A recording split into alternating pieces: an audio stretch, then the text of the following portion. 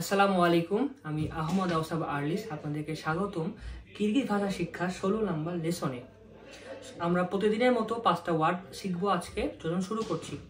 প্রথম ওয়ার্ডটি হলো গার্ল। গার্লকে আমরা কি বলবো কিরগিজে? কিজ। কিজ কিজ কিজ কিজ মানে গার্ল বা মেয়ে। স্টুল। স্টুল মানে টেবিল। টেবিলকে আমরা বলবো স্টুল। স্টুল মানে টেবিল।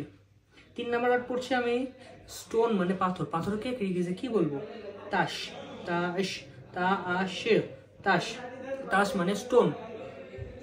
বুক মানে বই। বইকে আমরা বলবো কিতাব। কিতাব এটা হলো প। কিতাব। কিতাব মানে বুক। চিকেন মানে মুরগি। মুরগিকে আমরা বলবো তুক। তুক। তুক মানে চিকেন বা মুরগি।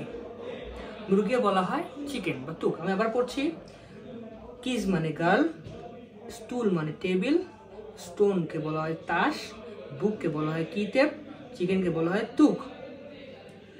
আবার পড়ছি গার্লকে বলা হয় কিজ, টেবিলকে বলা হয় স্টুল, স্টোন হলো তাশ, বুক হলো কিতাব, চিকেন হলো তুক। ধন্যবাদ সবাইকে। ভালো লাগলে ভিডিওটি লাইক কমেন্ট শেয়ার করবেন। আসসালামু আলাইকুম।